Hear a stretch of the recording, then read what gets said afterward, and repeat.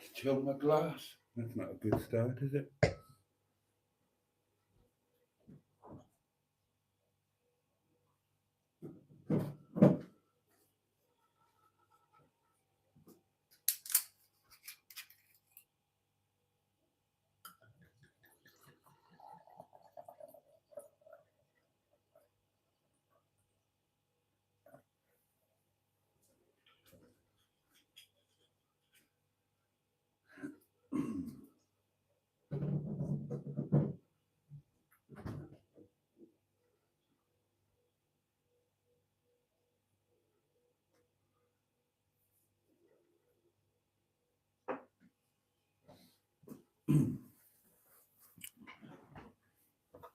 Good evening, my lovelies, and a very warm welcome indeed to Saturday Night Live.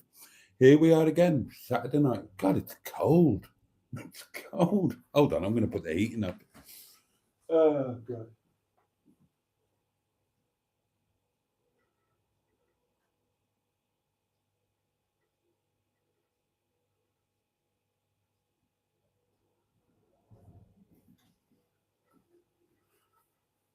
18 degrees is just too damned cold.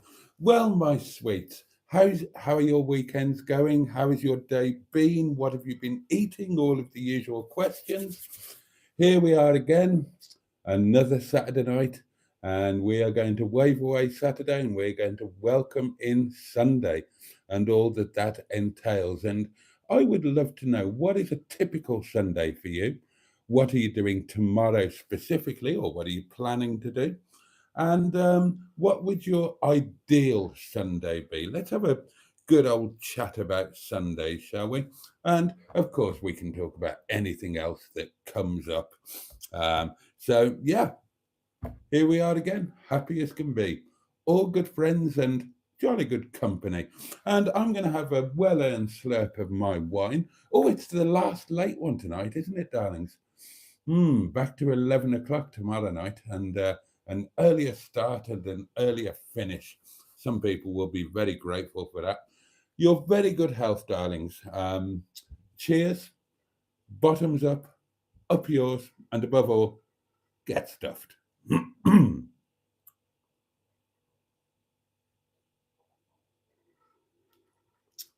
Well, here we are again, says our first cab off the rank tonight, Carol C. The fabulous Carol C. Let's give her her full title, shall we? Here we are again, Saturday night. It's been a busy day, and I'm pleased to get my feet up. Hope all the community are okay and raring to go with lots of laughter and banter. Oh, I forgot the new greeting, didn't I? Hello, good evening, and bollocks. I do love that. Oh, God. Roger Melly. I've liked and subscribed, says Carol C. Have you? Thank you in advance. Thank you, Carol. My goodness gracious me. You are single handedly trying to push this channel forward onto new frontiers, strange new worlds to conquer, or, get 3 or 4 more subscribers over the next month would be nice. John Stoodley is with us. Good evening, Boaty and chat. I would just like to say a big thanks for you all getting me to 100 subscribers. Many congratulations on that, John. As I said last night, certainly for me, and oh God, I've got the wine hiccups. Certainly for me, and I think many others, then hitting 100 subscribers was quite a big thing, really. And I would, if you're interested, John, I think you are, I would use that as a real motivator to take your channel to the next level. And John goes on, and I know I can only make my channel better. Well, that's the spirit. That's the spirit. And if anybody knows how I could make my bloody channel better, I would be very grateful. Rather than just continually putting out these affronts to broadcasting that you poor people have to suffer on a daily and nightly basis. I can only apologise, really. Ian Hully is with us. Meet the gang, 'cause the boys are here, the boys to entertain you. If it wasn't so flipping cold, it would be worth saying it ain't half hot, mum. Hope everyone is looking forward to another cheery chinwag. Oh, it ain't half hot, mum. They don't make them like that anymore.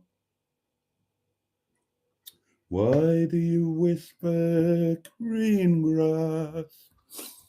Good evening, Uncle B and Puffling, says Peter P. Oh, and some lyrics from Lord Stiff Upper Lip. Here we go. Almost heaven, I've wet my finger, and so on and so forth. The M11 is here, the lovely Emma. Good evening, all. Oh God, Emma, I was going to say I hope everything's okay, but I know that it's not, so that would be rather fatuous. I hope that you and yours are coping with everything that isn't okay. Is the best way that I can put it. Hedgehog of Truth question. Oh, good, I love these from Carol C. What is your favourite make of car you have owned? And what is your favourite make of car you would like to own? Money no object. Community feel free to answer as well. Well, Carol, that is just, I'm not being trying for a car enthusiast, that is virtually impossible to answer. I couldn't pick a single favourite, not in terms of make, mark or model.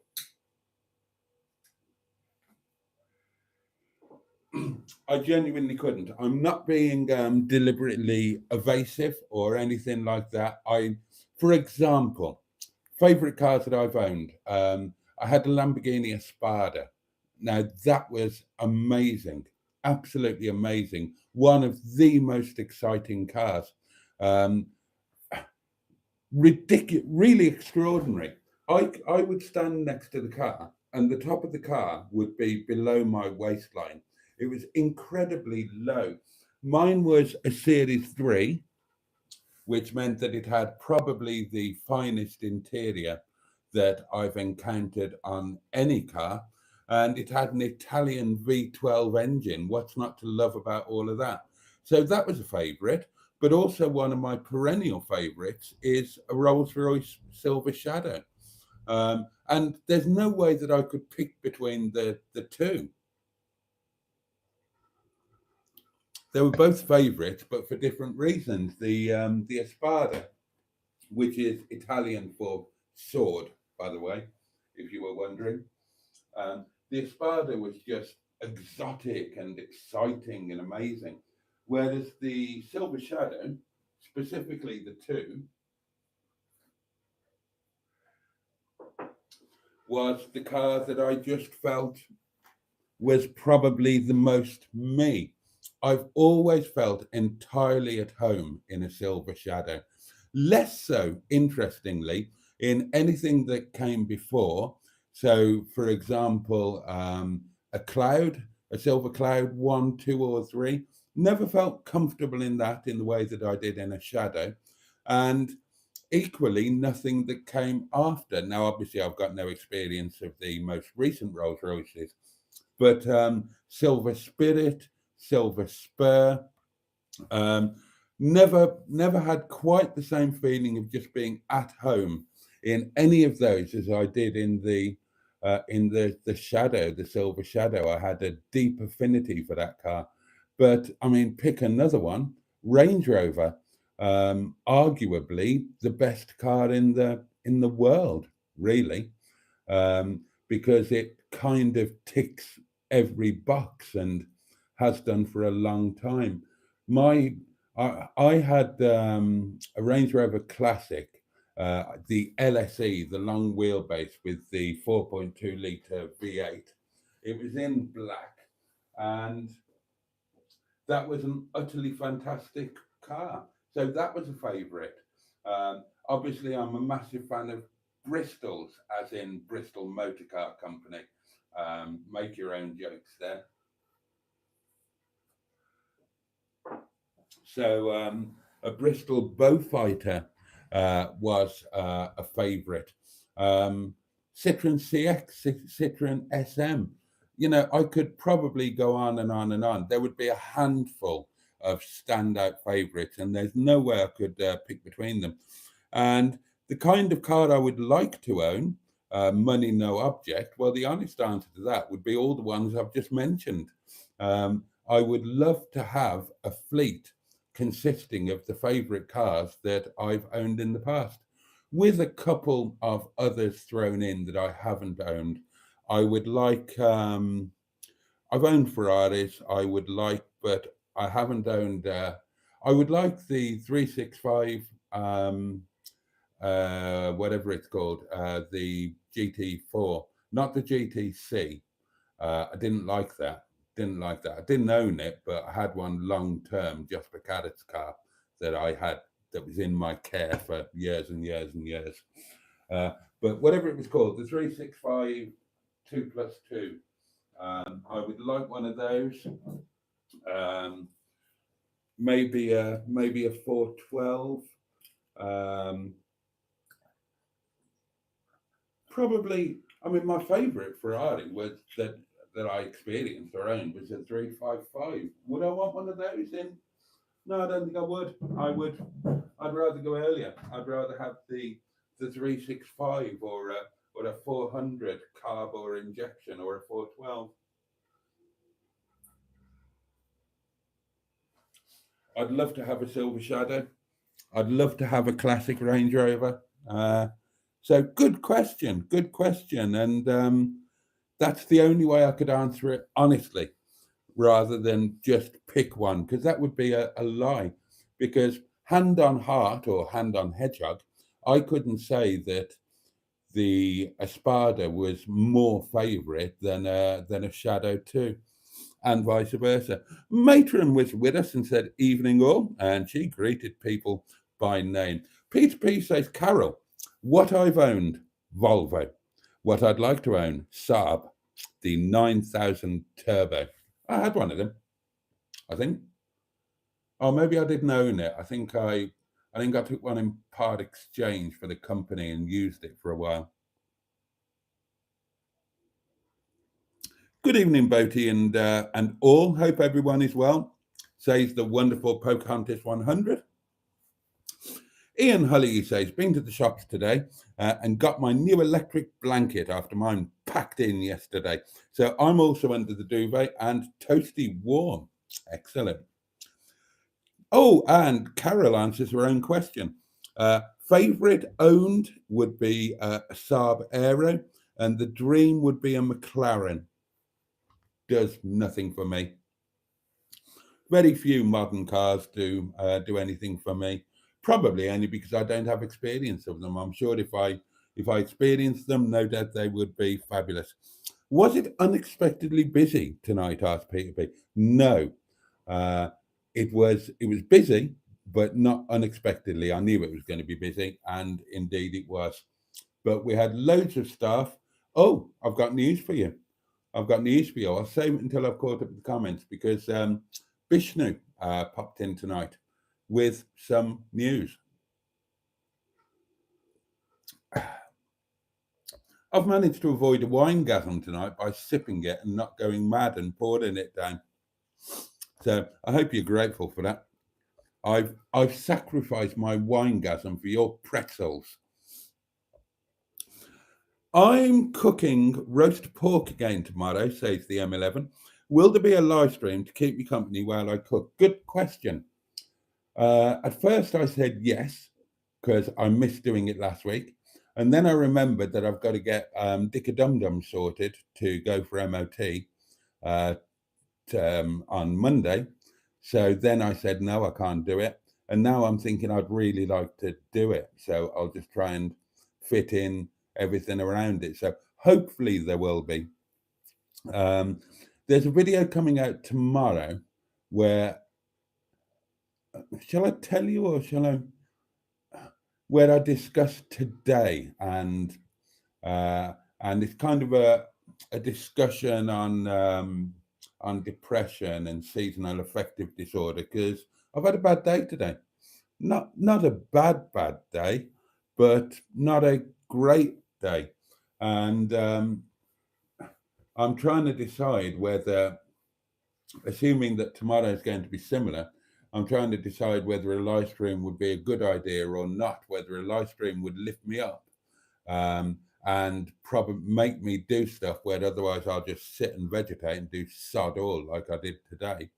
Or will it have the opposite effect and will it just be a doom-filled maelstrom? And I think I'll probably do one. I'll try and do one. I'll try and get my ass out of bed at a decent time, get the video edited, get it sorted, uploaded and whatnot, and I'll try and do the live from 12:30. I won't be cooking beef or anything like that. There are financial issues at play.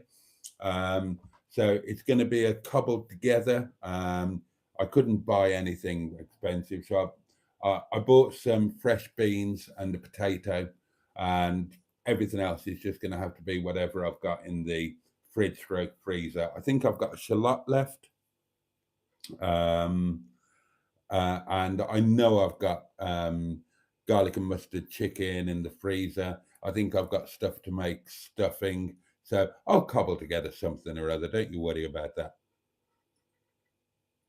So hopefully there will be a live stream tomorrow. Ian says, my favourite was a 1974 Mark I Ford Escort, 1300 GT, twin choke Weber carbs, went like shit off a shovel, sorry. 69 Phuket is with us and says, I was going to listen to Ukraine, the latest, and go. Oh, okay. Okay. Banter was one of Mustard's favourite words, wasn't it? I hate the word banter. Oh, I do. I do. I hate the word banter, says Emma. It's so loutish. I agree. Sunday, says Carol C.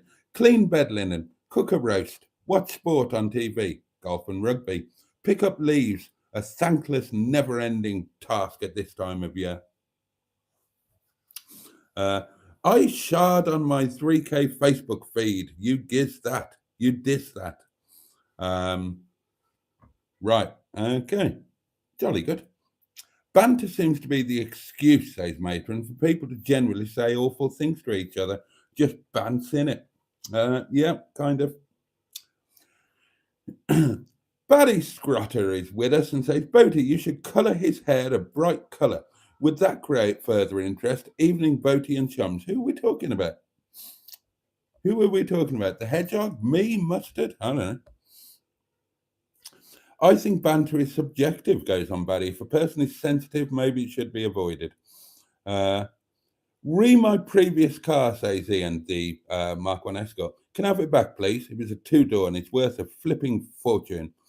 So many guys, says Emma, put love banter on their dating profiles. Nope, nope, nope. Are you looking for a girlfriend or a drunken football hooligan? You tell him. You tell him. 69 Phuket says, can't beat a Mazda 2, 1.3 or 1.5. It's all the body needs. And Emma apologises for stereotyping a bit. Love banter, says Matron. I literally shuddered at that, Emma. They just mean sex chat, innit? 69 is looking for another girl and doesn't want to change the world. Boaty was carried away by a moonlight shadow, says Ian. How does one sex chat, asked Barry? I've got absolutely no idea. I'm no good at it, so I don't try. 70s mercs are going for so much money, says Barry. Andrew Buttigieg is with us and says, the late 60s was peak Lamborghini and Ferrari. And I think I would disagree. I think I would agree with you there. I think I would agree with you.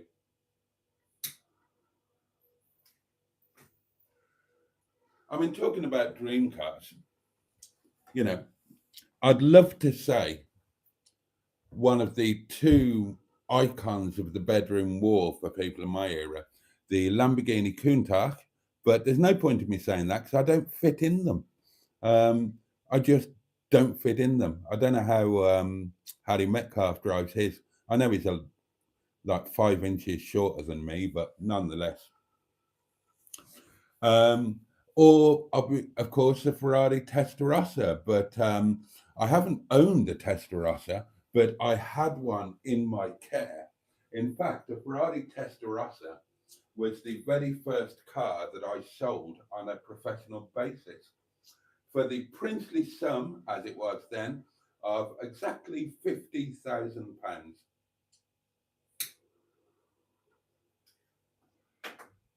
Not a bad price, because if memory serves, Testarossa was launched with a list price of £66,666. But then that Testarossa, it was like a year old or something like that. Genuinely, it was the first card I sold professionally. And the second card I sold professionally was an Austin Healey Frog Eye Sprite.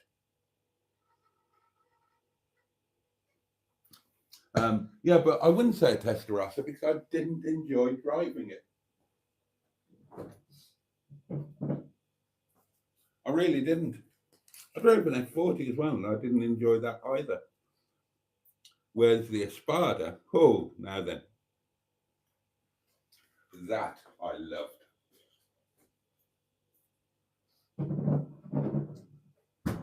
Do you remember that? I can't remember if it was a Top Gear or a Grand Tour episode where they May and Hammond put Countach and Testarossa against each other, and they were both so incredibly slow around the lap. Oh, time marches on, doesn't it? But I love the looks of the Countach. I love doing the reversing trick that you've seen everybody do. Again, I never owned one, had them in the showrooms, so drove them, experienced them, you know. And the real trick bit about the Countach was doing the reversing bit, because you can't see. For those who don't know, you can't see out the back of a Countach. The mirrors are derisory. You've got virtually zero rearward vision.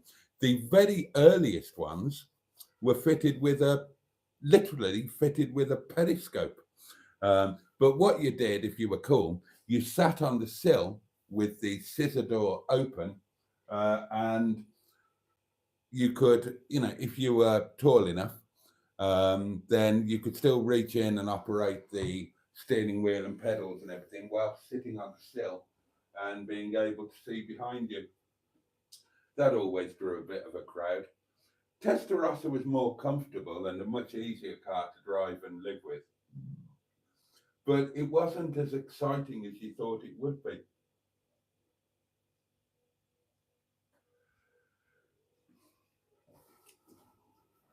I think people don't realise that Testarossa was always a Grand Tourer, always designed to be a Grand Tourer.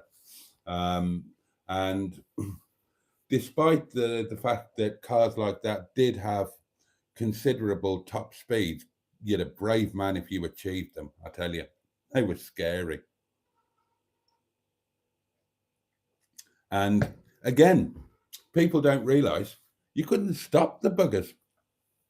Like the Countach originally sat on 15-inch wheels, right? 15-inch wheels. I've got a Rover 25 sitting just the other side of that wall on 15-inch wheels. Now, the thing with the size of the wheel, it's not just about the contact patch of the tire on the road and grip and all of that. The size of the wheel will dictate the size of the brakes. So you imagine that you've got a 160 mile an hour car with brakes the size that are fitted to a bloody Rover 25. I can't stop the damn things. They're terrifying to drive. And of course, the one that I haven't mentioned, it would be the 911 Turbo.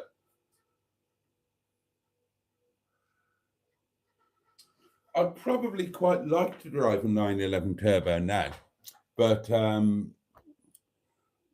I didn't enjoy them back in the day when they were more current and I was younger, because they were known as the Widowmaker. The 911 Turbos of my era, the handling was so horrific on them. absolutely horrific. The weight balance was all wrong, and everybody did the same thing in them. You go into a bend a little too hot, lift off the throttle, you get an immediate and unmanageable amount of lift off oversteer.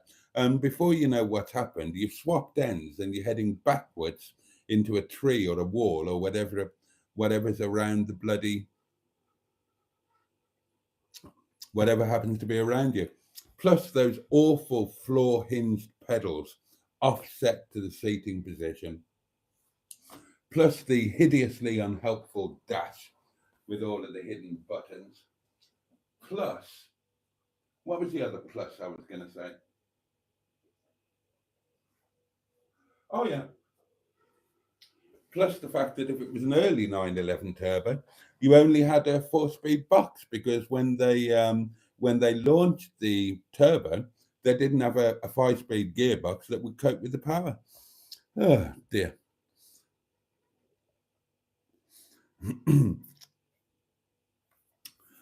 Did the UK dating profiles also look for a sense of humour? Asked Peter P. And gives us the word in Finnish, which is humorinatodunium. I fancy a Honda S500, says Barry. Matron says, I think that's what sex banter means. A laugh and a wonk with a geezer.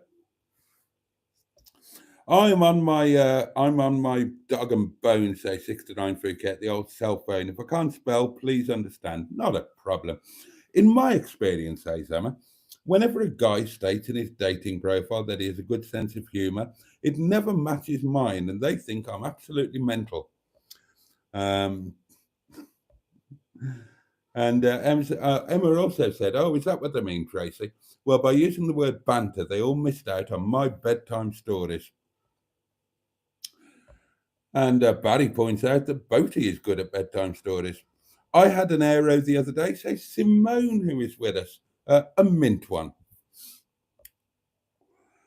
Andrew understands Emma's sense of humour. So there you are, somebody does. 69 Phuket says, talking about himself in the third person here, 69 is single, lives in Sale, Greater Manchester. SADS is defo a thing, says Barry, seasonal affective disorder. I discuss it at length in the video that's coming out tomorrow. I'll tell you very, very quickly. I'm not going to dive into it massively. I've just had a down day, a low day. I don't know. It's another day in what seems like an endless succession, where I woke up and it was grey and drizzly and foggy and miserable outside, and I don't know, everything just kind of got on top of me a bit.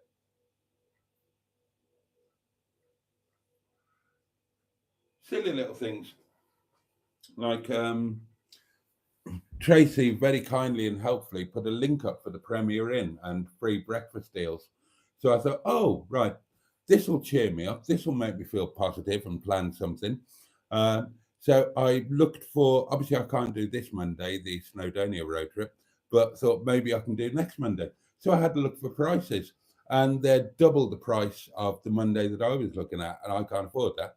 So I can't do that Monday. The Monday after is a possibility, with the prices as they are, but that just made me think, God almighty, what are you doing? You're nearly 80 years of age, and you balled things up so badly that you can't afford a bloody night away in the cheapest hotel in the UK budget hotel market, and just stuff like that. And obviously, the video that I had planned to do today and that I promised you I would do today was Boaty's Saturday brunch, and I was going to do beans on toast. And I was so depressed and down today. And when do you ever hear me say this? I couldn't be asked to make lunch. Never happens, or rarely happens. Can't say it never happens, it happened today. So there wasn't that video. And I just thought, well, I won't do a video. And then I thought, well, hang on, no, let's,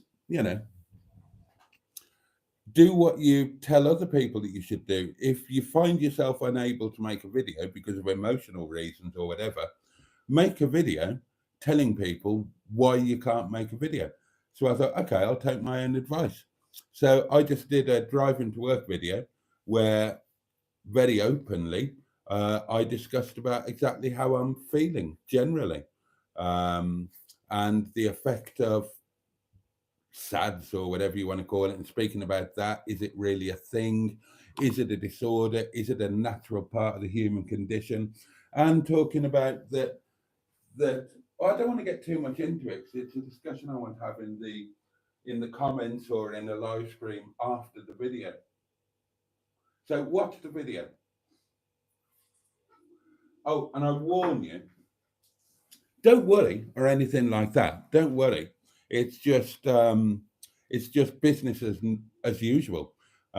This is the way it's been for the last couple of years since I've been in the situation of being alone, skint, blah blah blah. I don't cope with winters very well. I talk in the video about how I used to mitigate it. If you've got people around you, if you've got a partner, if you've got children, if you've got money so that you can go and do winter things, it's a different kettle of fish. I haven't got any of those things, darlings. And last year and the year before and so on, I found it difficult. And I was prepared for it this winter. I've spoken to you guys about it and how I'm not going to let it happen. And I realized today, yeah, it's hit me, it's enveloped me. So I thought, well, let's be honest and let's make a video about it. So I did. And I warn you, I'm going to give it a proper clickbait title. So I might as well try and get some views out of it. Remember when I did that throwaway video about being skint? It was when I was demonetized, and it got like 6,000 views or something in the first 12 hours. I would have made good money off that. So, and that was with a clickbait type title, finally facing up to the stark reality of my financial situation, something like that. And those are the videos that will definitely get views. So I thought, well, might as well take advantage of this. It is clickbait. Don't worry about me. I'm fine. Absolutely. I'm definitely fine. I've got you guys. I've got wine. I'm feeling fine at the moment. I wasn't feeling quite so fine earlier today, but nothing to worry about, just natural. This too shall pass. But I'm going to give it the full clickbait title in case I can pick up some views and subscribers. It's going to be something like middle-aged, alone, skint, and battling depression. Really bleak. That'll suck people in, with a picture of me looking vaguely hopeless and useless. But don't worry about it. It is just clickbait. Except it's kind of not, because all of those things are true. But you know the context. You guys, I'm okay. So there we are. That'll be happening tomorrow. I save my holidays for winter and do 4 days a week, say 69. Again, what are holidays? Paid holidays? Not a thing in my world, sadly. A little known fact, says Barry, the Hedgehog of Truth cooks dinner for Boaty from the menu of life. Oh, says Emma, I really want to get up there and do stuff with you to get you out and about and doing stuff. As soon as possible, I'll be there. Oh, bless you.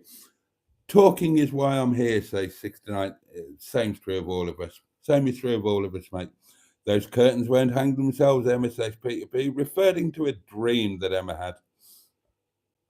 I'm terrible with dating profiles, says Simone. Can't write them for toffee. I wrote a brilliant one once, and it was so good that I just kept on using it. It was absolutely brilliant. Not entirely my own idea. It was an adaptation. There's a book.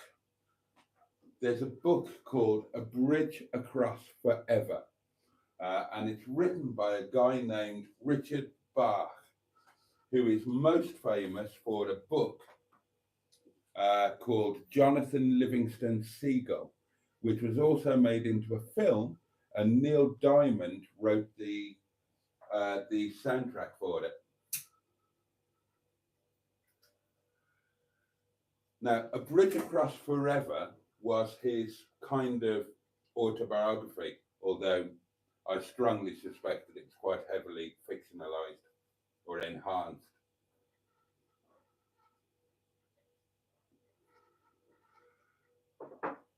Because it did get a bit weird in places.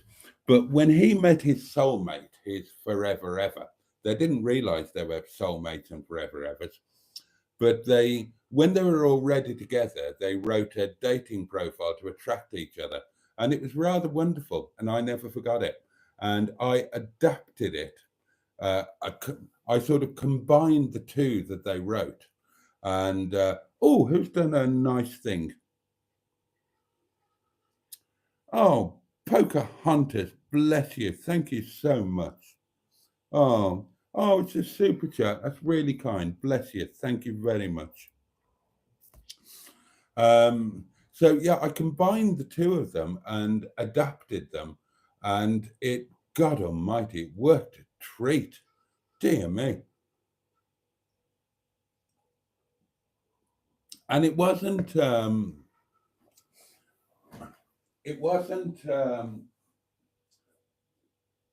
unrealistic. It was all true. It was just written in a way that I probably wouldn't have thought to do.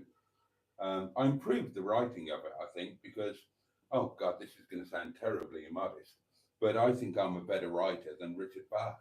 But then he is American, so he's at a disadvantage.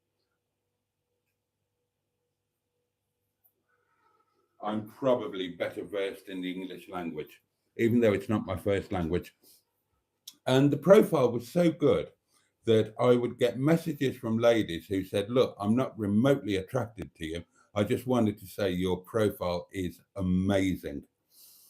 That's how good it was. Where did we get to? Oh, we've got a voice note. You can send a voice note, darlings. It is 10 past midnight on Saturday night, but you can still send a voice note. In fact, let's play that right now. Let's do it immediately. Let's play the voice note immediately. If my phone would allow me to see it. Here we go. Sorry to hear, sir, you haven't had much of a nice day.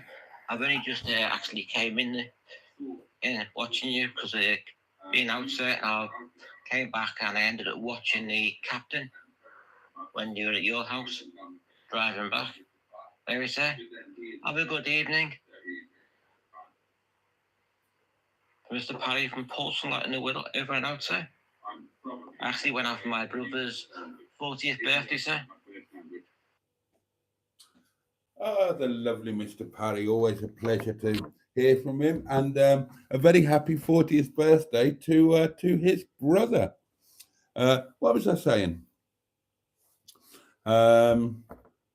Oh yeah, the dating profile thing. So and on a side note, now I don't do online dating anymore, and I never will again. That ship has sailed.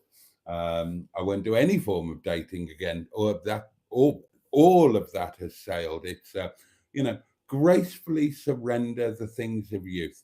I had a great time. That time has passed. I'm no longer equipped for such things. Well, I mean, I'm equipped for them, but in a sense, but who the hell's going to look at me and think, oh God, yeah, I would.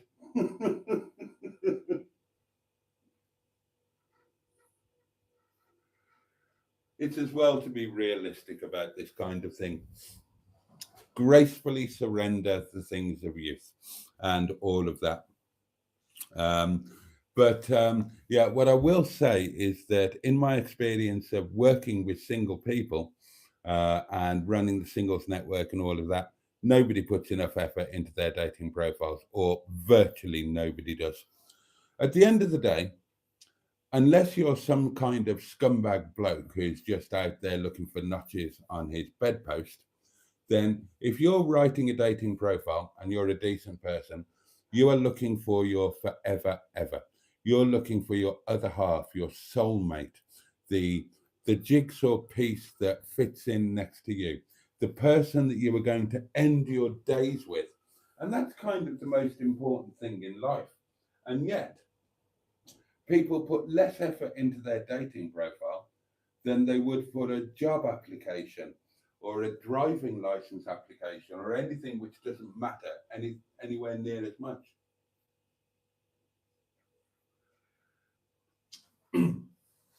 I would say to people endlessly, endlessly, that they will say, "Oh, online dating is shit. It's a complete waste of time." You get, and I would say, "Show me your dating profile." And sometimes they would, and I'd look at it and say, "Online dating is fine. You're not. You are the problem." People don't like to hear that. They would have a go at me and all sorts, but 99 times out of 100, if you don't succeed at online dating, you are the problem.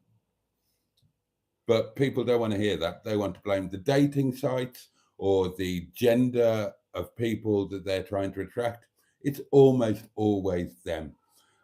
Either there are things about themselves and their life that they need to change in order to attract a mate, or they simply don't market themselves as well as they should. Lousy photos, thoughtless, generic dating profiles. My dating profile was written better than a best-selling novel, and it was written better than any advert that you've ever read, and it was designed to do one thing: to attract potential dates, and it did. That's no accident. I put the effort into it.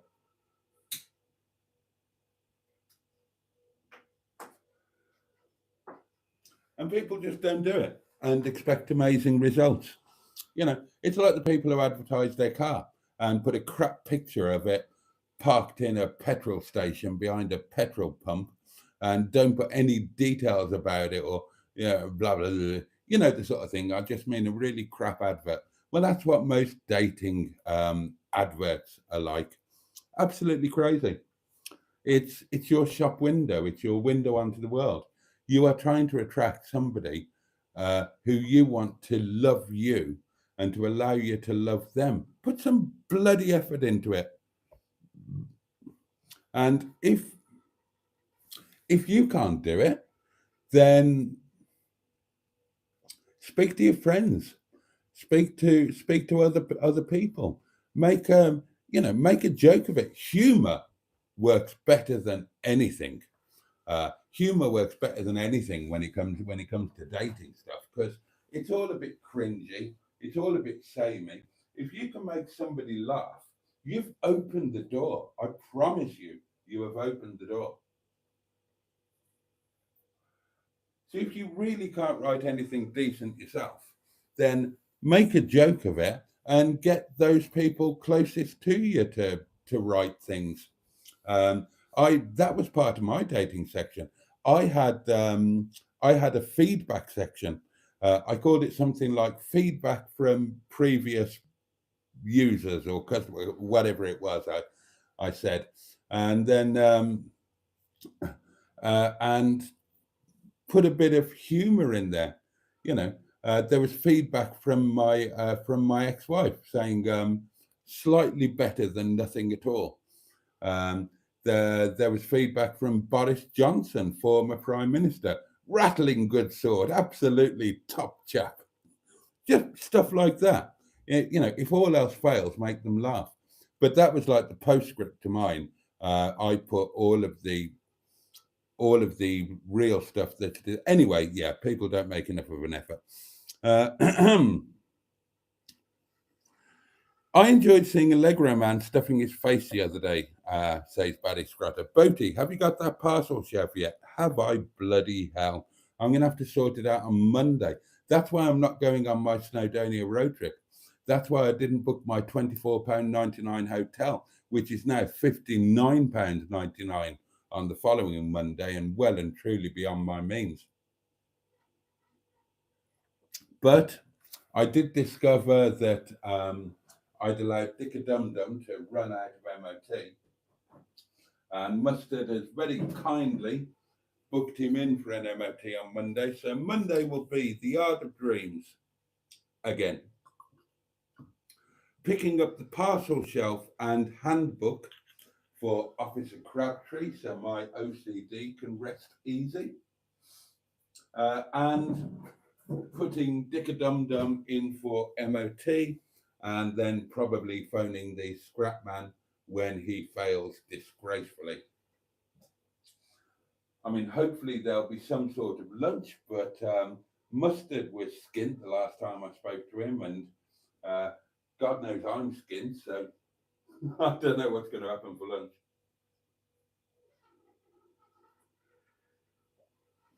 If there is any sort of lunch, I don't imagine it'll be anywhere expensive.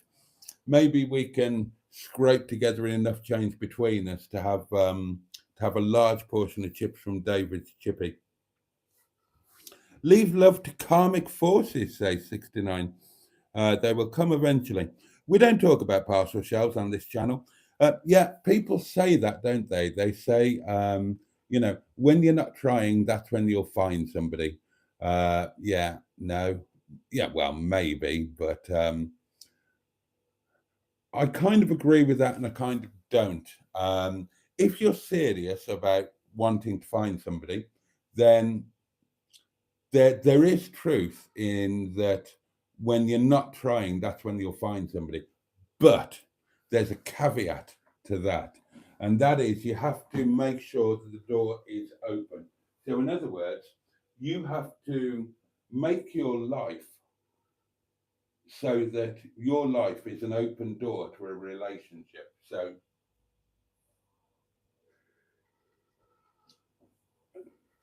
you have to create a life for yourself that is relatively likely to, if not attract somebody, then at least not to put them off.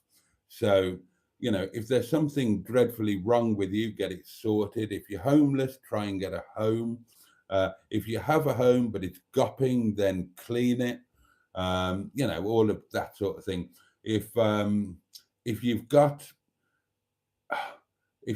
suitcases worth of issues which make you intrinsically distrust and hate the gender that you're hoping to have a relationship with, then get some therapy and get all of that sorted so that at least you're a reasonable proposition.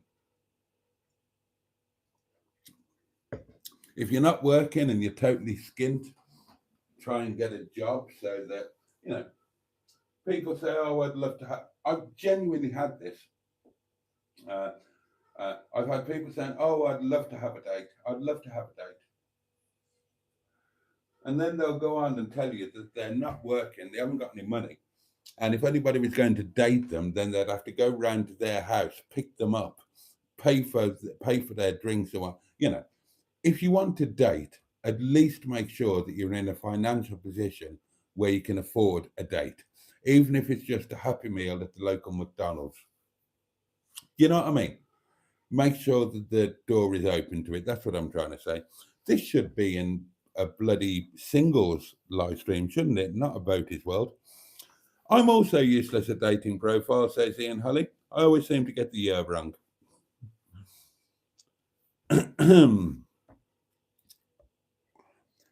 Simone says, buddy, if I wrote a dating profile now because I was single, it would be written in a very short sentence. Music is inspiring, says 69. All that matters to me now, says Barry, are tall tyres. Tall tyres usually indicate comfort. I agree. After the GTO 250 and Miura, says Andrew, followed the Cybertruck pre inspirations. If anybody has a box, please pound it now, says Emma. Right, let's do that. Let's do that. We might not be able to do Snowdonia, darling, but we'll be doing the Grand Hotel in Llandudno for my birthday. And there's another pound towards it. Fair play. I've really kept this up, haven't I? I've really kept this up. No food in the house, but I've kept putting the pound in that box, working towards my little birthday treat. And it's quite satisfyingly heavy now, my loves. And at some point, we are going to have to start siphoning those quids out and changing them for notes. Maybe we should wait until it actually gets full up first. Or it probably won't get full up, will it? Not by my birthday. Maybe next year it will get full up when we keep it going for a year. I've recently found a new channel, says Barry, called Hell on Earth. 3 young fish lads having a laugh and exploring.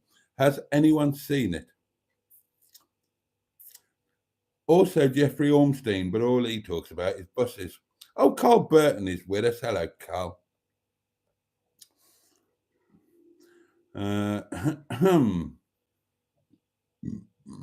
Oh, excuse me. Oh, Pocahontas is sending hugs. That's kind. Bless you, Boaty. Thank you, Barry. Buses are what we use before we financed cars. Oh, well, yeah. Lots of buses on John's channel, says Emma, and puts up the link. Damien Eves was with us. Hello, everyone. Hope everyone is okay. That's very kind. SADS will hit me in January, says Barry. Always does. I talked about this in the video. I talked about exactly that, Barry. I talked about the fact that you can kind of get through November and December because it's new, it's only just kicking in. You've got celebrations to look forward to, Halloween, bonfire night, Christmas, if New Year's, if that does it for you. And then when all of that is out of the way, then you've got January and February to get through before you start hitting, the signs of the beginning of spring. So I totally agree with that.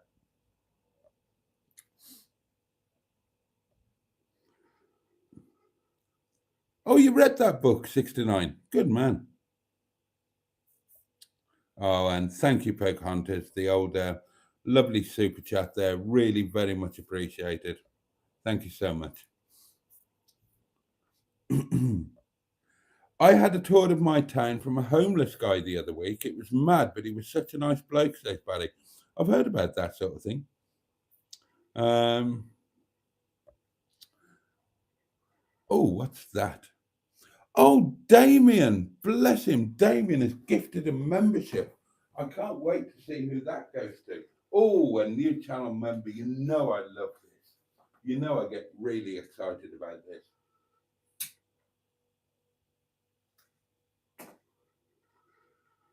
We've not done much food news today, have we? As I say, I didn't have lunch. And staff curry tonight, of course, naturally. And I've told you about what's coming tomorrow. Oh, let's get through the comments. I can tell you the news from the restaurant and we can see who the gifted membership went to, and then it's going to be time to say goodnight, really, isn't it? I need to be up and at them, if there's going to be a Sunday lunch to keep Emma company and for Emma to keep me company.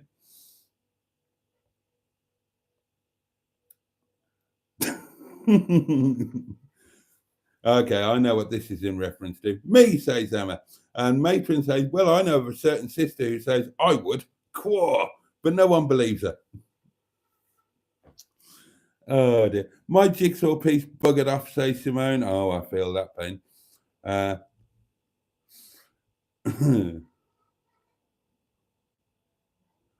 And then we're talking about dating and stuff.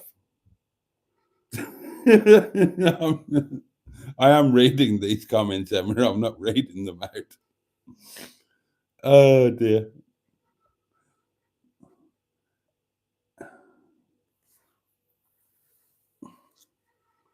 £1 million, wouldn't it? Oh, yeah, we all know that Momo is better than sex. I don't know how to advertise myself, says Simone. It's not easy for everyone, Boaty. I'm not suggesting that it is, but, if one wants results, then one has to figure out a way to get it done. Now, if you've got a rusty car, Simone, and you want it to be roadworthy, then you either need to pay somebody to weld it, or you need to learn how to weld. You know this. It's the same with advertising yourself. If you can afford to pay somebody else to do it for you, fine. If not, you got to find a way to do it yourself, just like the welding. It might not be a natural talent that you have. It might not be something that you're immediately comfortable with, but you've got to find a way to do it. I can't lie, say 6 to 9. Dating is ultimately lying, kind of, or is it putting the best case scenario on?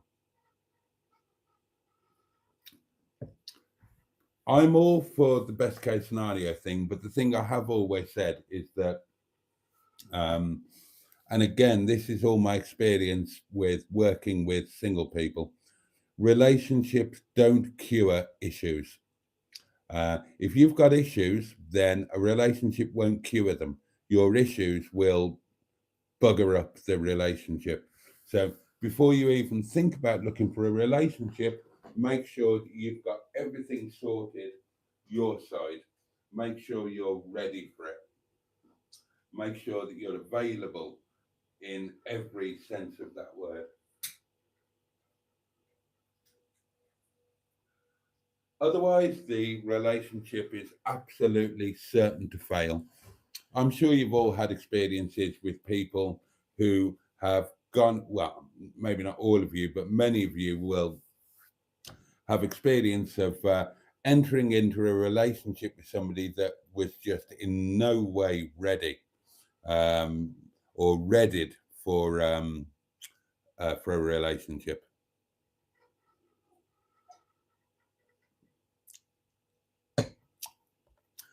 Hello, party animal, says Decog.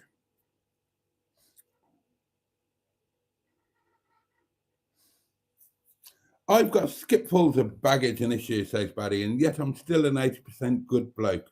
Work on the other 20%? Is the answer to that, I think. How heavy is the pound box, Archibald? I don't know. It's quite heavy. It's quite heavy. I don't know. I don't really, I'm no good at weight. It weighs less than me, but it weighs more than, it weighs more than, it weighs more than this thing of rice. There you go. That's the best I can do for you.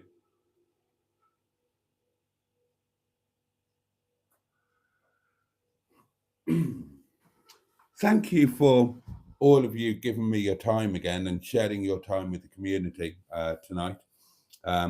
After it's particularly meaningful to me after the day I've had today and that little session of openness with, well, I was going to say with, it's weird. Your little session, if you do this thing, this YouTube thing, then your little session of openness is with a camera or a portable electric telephone. That's what I find difficult. It's just, I find live streams easy because I'm talking to you guys. I'm not talking to that telephone that's at the other end of the table. I'm talking to all of these names, all of you people that I know, that I, in some cases, love, that you're my friends, you're people. And so it's easy. I'm just talking to you lot. It's marvelous. It's wonderful. It's a massive positive. When I try and make a video, and this is why I'm no good at making videos, I'm not talking to anybody. I'm talking to an iPhone. And I find that really difficult. I really, really struggle with it. So it's difficult for, like the video today, the driving to work thing, and they're talking about the depression and the SAD and all of that. I find that really difficult because I'm opening up to an iPhone 16, and I find that difficult. Whereas opening up to you lot, I find that cathartic, brilliant, and I'm so grateful for the opportunity to do it. So I understand why people say they can't make videos. Boaty would be a great dinner party guest, says Paulie Galtieri. Oh, we get into the gifted membership. Thank you, Paulie, and I am open to dinner party invitations. but they'd have to be on a Monday because I work really unsociable hours. Whereas lunches, I am available for lunch 7 days a week, darlings, and I love lunches. You know I love lunches. If anybody would like to take me to lunch, I'm right there. I'm available any day of the week. God, I love lunches. They're my favorite thing. So if anybody would like to invite me for lunch, I already accept your kind invitation. John has hit 100 subs, say Simone. Yeah, we've been celebrating it in the Facebook group and here. I think it was before you got here, Simone. Maybe Boaty can organise a Christmas meetup. That was the plan, and it was supposed to involve the Airbnb. More news on that in a minute. Now then, the gifted membership. Oh, this is interesting. Because of the YouTube glitch, I'm watching this on my singles account.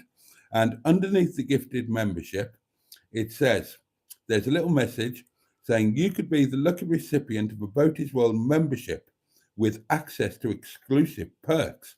And then there's a link button thing that says allow gifts.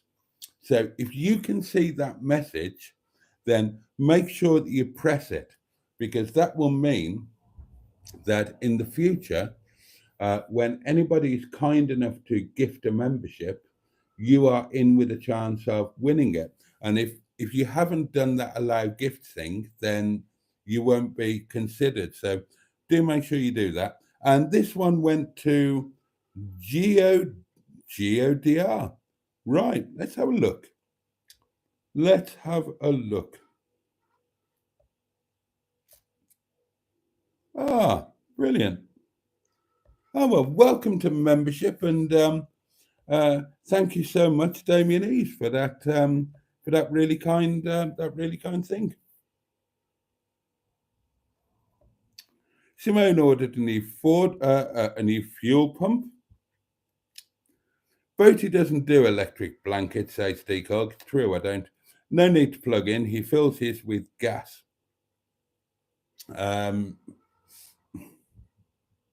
I've got a really heavy duvet. It has got many tugs.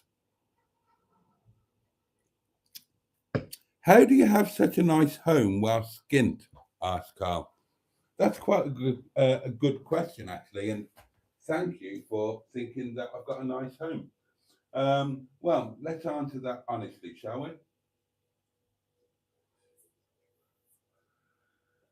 we? I think it's a nice home. Have I got it well skint? Well, when I got this place, I wasn't as skint as I am now. I was working full time at above the national living wage, and I was working an illegal amount of hours. It was before my accident.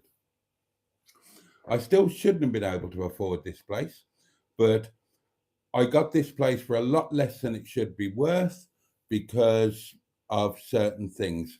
Things like it hasn't got an enclosed garden, so pets would be difficult.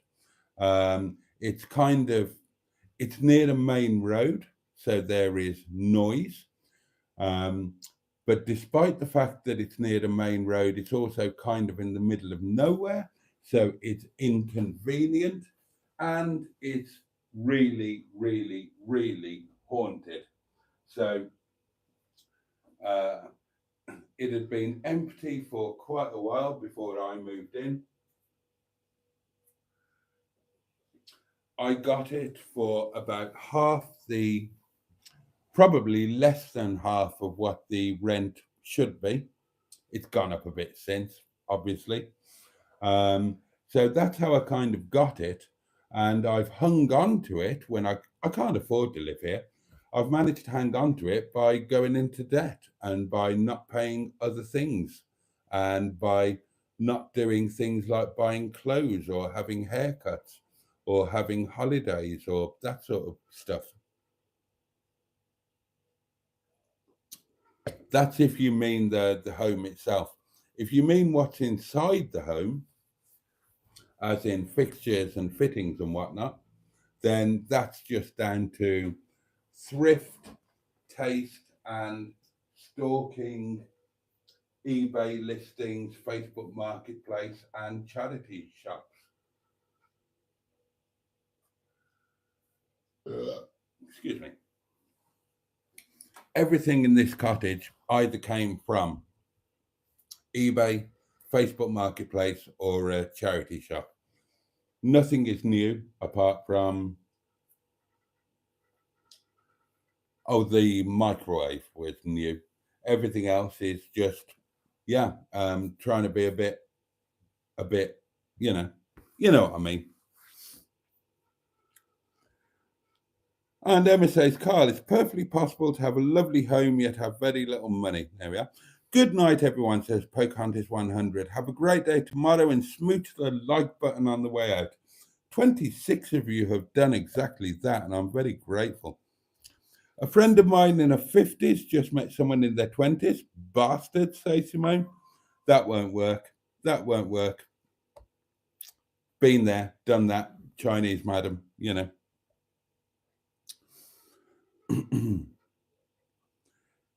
Could a girl or boy come back to your abode and feel okay? Not sure where to go with that. The only problem with having lunch with Boaty, says Emma, is that he gives his food away to small boys. Only yours. He keeps the gravy though, says Peter P. Yeah, he deprived my poor little lemon of his gravy. He didn't want the gravy. We're going to have an amazing lunch the next time, though. Can we do Gulliver's again next year, please? Can we try and go to Gulliver's as soon as possible, as soon as it opens? I love Gulliver's. And can we do the other Gulliver's that I've never been to? Can I borrow you and your child again to indulge my Gulliver's passion? We had a great day at Gulliver's. We had an amazing time at Slan, didn't we? We did have an amazing time at Slan, didn't we? But those, was it 2 days, 3 days? Those days we had with Little Lemon, they were bloody amazing. They were mad, but they were absolutely great. We had the best day at Gulliver's. We really did, properly memorable. And and it was Great Yarmouth, wasn't it? Yeah, Great Yarmouth on day one. Can we do all of that? Can we do all of that again in spring, please? I'd get through this winter a lot better if I thought I was doing that again in spring. It was brilliant.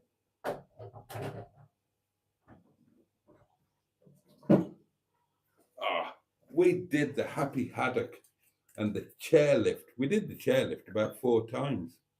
And the Heights of Abraham.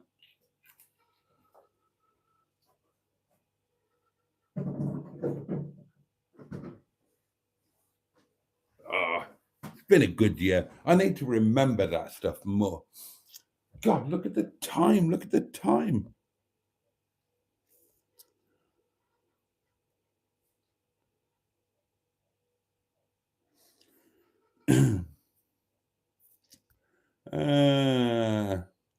Oh, Carl, thank you. Thank you so much. That's really lovely of you. Thank you so much. Little Lemon is desperate to go back to Gulliver's, says Emma. He talks about the log flume and the yellow roller coaster all the time. And yes, we'll get a season ticket to Gulliver's. Oh, that would be brilliant. And we'll do the lot. We'll make it a year-long thing. Oh, God, I would so love that. Oh, let's tour Gulliver's, not let your Gulliver's.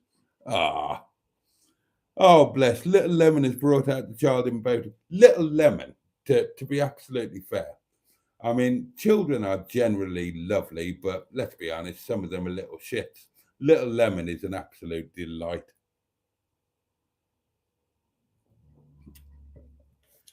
He has his moments, as all children do, but he's a splendid little chap and a real pleasure to spend time with.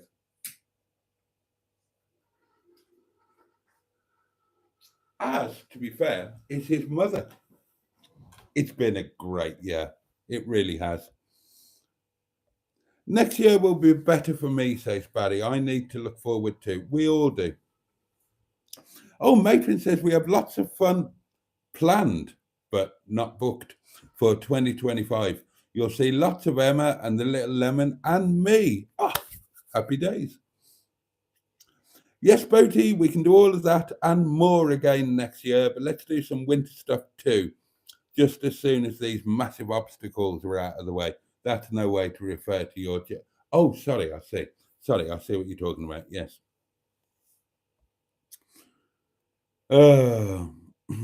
Right, I've reached the end of the comments, darlings. I need to thank each and every one of you for giving the community your time tonight.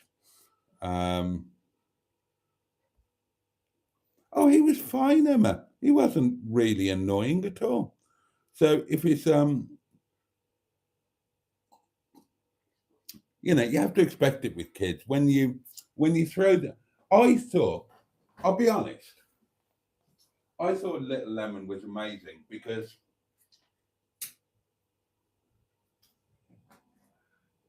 look at things from his point of view. You say that he was going through a really annoying phase. Right. Think of it from his point of view. The poor little sod was thrown into the back of a car with a bloke that he'd never met before, taken off to Great Yarmouth, which admittedly he knew. He was thrown onto a roller coaster, which scared the life out of him. Then he was subjected to a long, really boring car trip. He didn't know where he was going. He's with somebody that he doesn't know and probably doesn't trust, quite rightly. Then he's shoved into a hotel, which might have been fun, but it's always going to discombobulate him a little bit, isn't it? And then he's bunged into Gulliver's Kingdom, again with a bloke that he doesn't know in a different car. And he's got to deal with all of that, and then another night in a hotel. And then he's thrown onto a cable car, which scared the living daylights out of him and me. And all of that sort of thing. You know, for a kid of his age, I thought he was absolutely amazing. Absolutely amazing. So, anyway, there we are. And everybody's saying good night. Simone's saying to Taff now all. Night all, see you somewhere on the internet tomorrow, says Matron. Emma's saying good night to Simone. Night, hugs to all in need, says Peter P. May blessings be upon you and night all, says Barry. And on that note, I'm going to say good night too. It's like 1:45. I need to get my supper down me, and I need to try and have a better day tomorrow. I would love to do the Sunday live. I want to do those going forward, and I need to make the effort to do them. It's too easy to just not to. I've got used to doing the nighttime ones, whether I'm in the mood or not, because I know that even if I don't feel that I'm in the mood, I soon will be. Like tonight, I feel amazing now. And wait until you see the video tomorrow. I wasn't feeling amazing earlier. So thank you all. And I won't babble on. I will bugger off. So just have a safe and peaceful night. Have the best day that you can tomorrow. If you can, take a bit of joy from it. And just take really good care of yourselves and those you love and who love you.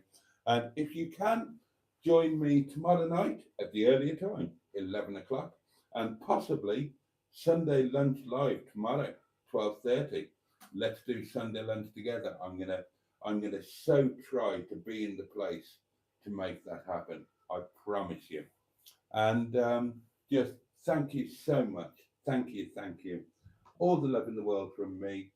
And on that note, for you, and indeed, oh yes.